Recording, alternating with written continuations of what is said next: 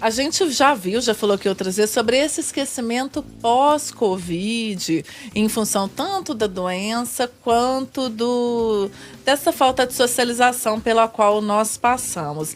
Ela realmente contribuiu para essa massa de idosos, de pessoas esquecidas que estamos aqui, ou já essa letológica aqui que está aí já há muito tempo e só aumentou, só ampliou esse espectro da letológica, que eu criei esse espectro agora? Eu acho que os dois, assim, o espectro da letológica, ele já é presente, já é descrito e tem uma série de fatores associados. Na verdade, quando a gente fala em letológica, a gente está falando de uma manifestação que pode ser fruto de vários transtornos de ansiedade, quadros mais graves, principalmente em idosos, quadros demenciais. Então, letológica seria como se um pediatra estivesse falando de febre, ou seja, febre pode estar causando aquela febre pode ser um tanto de coisa. A mesma coisa a letológica. Agora, em relação ao Covid, de fato, a gente observa, sim, tanto os pacientes pós-Covid, quanto aqueles pacientes até que não tiveram Covid, eles têm tido, sim, um prejuízo nessa evocação de memória. Naqueles que tiveram Covid, a gente não sabe muito bem o motivo, mas tem estudos que apontam que pode ser até um efeito direto da infecção do vírus sobre o sistema nervoso central. Mas o que a gente observa na prática é que esses pacientes pós-Covid, com o passar do tempo, muitos deles vão recuperando essa habilidade de evocação de memória.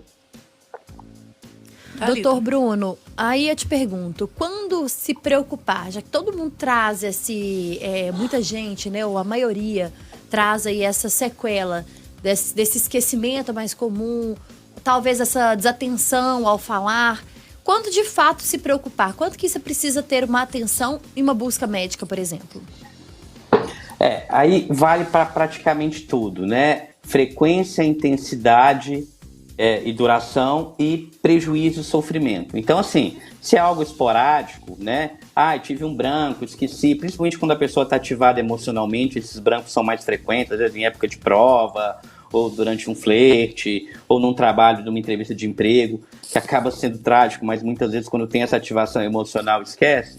De repente, se não for algo numa intensidade significativa, frequente e que dure muito tempo, e principalmente que não gere prejuízo ou sofrimento, aí a gente vai considerar isso um fenômeno normal. Agora, se é algo que está muito frequente, acontece quase todo dia, a pessoa está sendo chamada a atenção no trabalho, está esquecendo o nome de amigos, de amigas, tendo problemas nos relacionamentos, trabalho, em casa, gerando um sofrimento com isso, aí sim já é um sinal de alerta que mereça, de fato, uma atenção médica.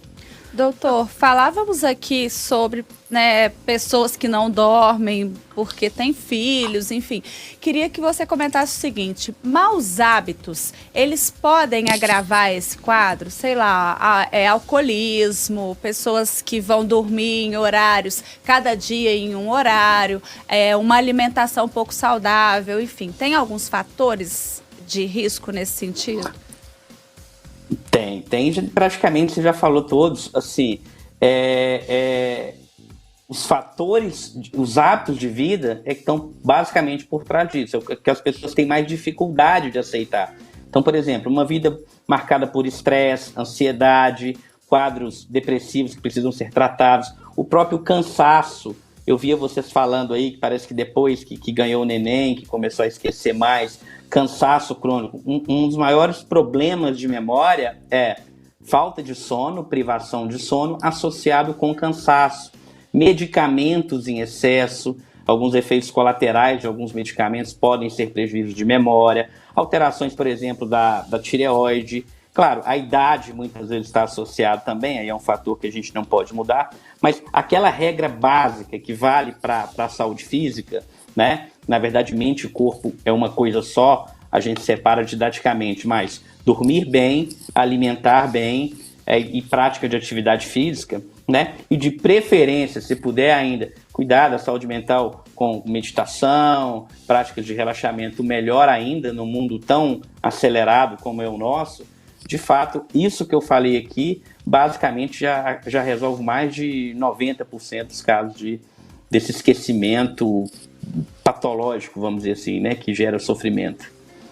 Ô, doutor Bruno, eu queria fazer 2 perguntas rapidinho, porque é o seguinte, quando o senhor fala de prejuízo, tem pessoas, assim, eu te falo em função de algumas que eu convivo, que elas não entendem que o esquecimento delas é uma forma de prejuízo à rotina que ela tem. Inclusive, isso é um motivo de discussão e de briga, porque ela não reconhece que aquilo é um problema. Ah, é só um esquecimento, algo que passou. Como da mesma forma todo mundo tem esquecimentos pontuais, ela acha que aquilo ali não compromete a rotina dela. Mas, sistematicamente, quem está no entorno entende que aquilo é um problema. Então, como lidar com essas pessoas que não reconhecem o esquecimento como sendo um problema, principalmente com o avançar da idade? E segundo, tá certo que a gente tem essa questão dos maus hábitos que também comprometem a nossa memória. Mas é possível também a gente fazer alguma prática, algum exercício que a gente pode começar agora, né? A Thalita nos seus 30 e algumas pessoas seus 35, enfim, que a gente comece cedo. Algumas, né? Eu também, tá, Renata Brita? Que a gente comece cedo para que atenue isso com o passar da idade. Então, assim, que eu não sofra tanto perda de memória com o passar da idade? Ou isso vai acontecer independente de eu fazer algum exercício ou não? Não. Olha, respondendo à primeira pergunta, né? Na verdade, essa primeira pergunta, quando a pessoa não reconhece, isso inclusive é um ponto muito interessante que você tocou, que faz para a gente até começar a pensar num quadro demencial. Quando um idoso chega no consultório com queixas de memória, a gente pode pensar em várias situações, entre elas um quadro demencial. Mas quando esse idoso tem uma perda de memória associada, por exemplo, a um quadro depressivo, a um estresse, o mais comum é a própria depressão do idoso. Uma depressão no idoso, ela imita muito, por exemplo, uma demência, mais conhecida de Alzheimer. Mas normalmente o idoso tem essa queixa. O idoso ele chega e fala, olha, minha memória está péssima. Quando a pessoa tem essa crítica de memória, um idoso com crítica, olha, minha memória está ruim, isso normalmente fala contra uma demência de Alzheimer. A gente começa a investigar, a gente vai ver que tem um quadro de ansiedade, mais comum às vezes a depressão no idoso, como eu falei. Então, essa falta de crítica, inclusive, ela vai nortear a gente para um diagnóstico. Nos quadros demenciais, a demência de Alzheimer e outras demências, raramente o idoso ele tem essa crítica. Ele fala, não, minha memória está boa. Aí você vê a filha, algum parente do lado, balançando o dedinho, assim, falando que não, né?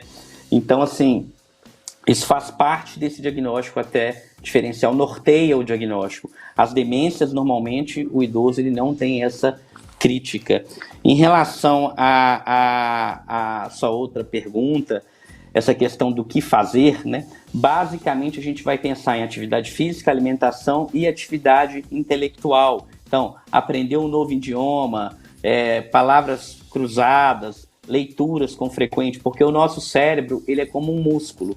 Se você não exercita ele não fica, ele meio que atrofia, vamos dizer assim. Então, a atividade intelectual, leitura, palavra cruzada, aprender música, aprender um novo idioma, isso tudo diminui a chance de você desenvolver um quadro demencial ou mesmo retardar esses prejuízos de memória que você pode ter numa fase mais avançada da sua vida. Tem estudos, por exemplo, que falam que aprender um novo idioma reduz em torno de 30% a chance de você desenvolver um quadro demencial. Então, essa atividade intelectual, ela ajuda bastante. Claro, respeitando a questão do sono.